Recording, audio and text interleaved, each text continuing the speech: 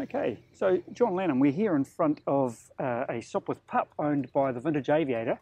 Now the Vintage Aviator, I believe, are going to have a really significant presence at Wings over Wairarapa in a few short weeks. What's your role with the Airshow Air Festival? It's pretty much my traditional role of flying display planner or flying display coordinator. The official title on my card is flying display coordinator. Basically, I put the flying program together. Tom Williams and I work together in terms of procuring and coordinating which aircraft are coming. We work to a budget. Wings over Wairarapa is now controlled by a board, a community trust. So it contracts with Sport and Vintage Aviation Society to provide operational services. We get a budget, and like everybody in the world, Tom and I have to work to our budget. All right, so you've got a budget and you've got some toys you'd like to see here. What can you tell us about what is going to be the major attractions at this year's show? Well, this time we wanted to do something different. I have a personal view that in some respects air shows in New Zealand have plateaued. We're doing much the same thing at each show. We've only got a very small gene pool of aircraft to select from, and owners and pilots, so it's very difficult to do something different. So this time we thought that we would try to do what we did last time and failed because of the weather. We would run a night show. So this time on Saturday there'll be no activity other than ground activity from 10 till 2. At 2 o'clock the flying display starts and runs right up to dusk, which is about 8:30. Legal dark is 8:45. There'll be a short break between that period, and then at 2100, 9 o'clock, our night show will begin. And it will commence with an RNZAF aircraft, possibly a Hercules or an NH90 firing flares. So very exciting, a real whiz for a start.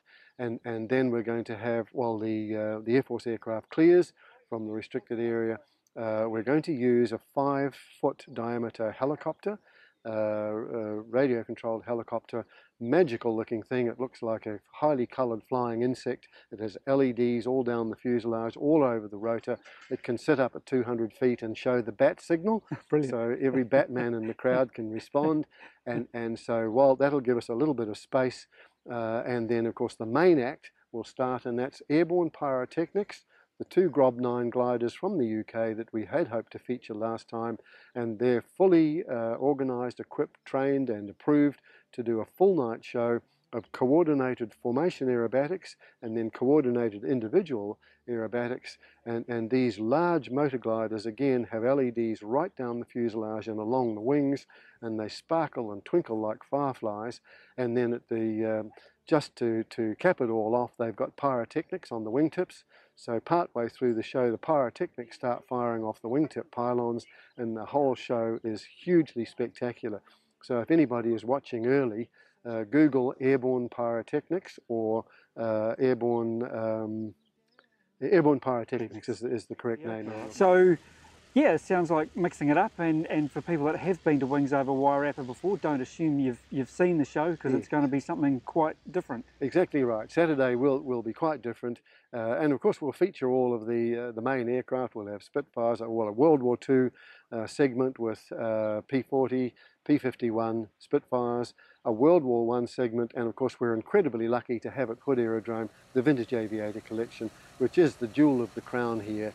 And it's been agreed by Vintage Aviator that they will feature a full showcase of the aircraft. It's very close to the centennial of World War I, so quite appropriate that we try to honour the veterans of World War I, the airmen that we all have a huge admiration for. It's all very well flying these beautiful airplanes, a wonderful privilege to fly them, but the more I fly them, the more I'm lost in admiration for the courage, day after day, week after week, month after month, of those first aviators.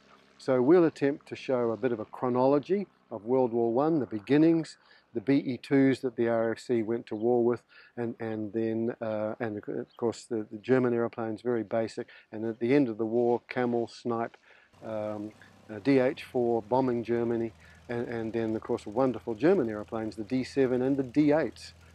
People don't know a lot about D-8s because they arrived in the last month of the war, had little effect on it, but in my view D-8s were probably the best German fighter of the war. despite the legend of the D7. Right, right. So, yep, everybody, if you haven't got your tickets for Wings Over Wairarapa already, you need to do it soon because it's going to be a brilliant show. Absolutely, on sale now. So go onto the website, and pre-sales are looking very good, so don't leave it too long. Excellent. Thank you, John. Pleasure.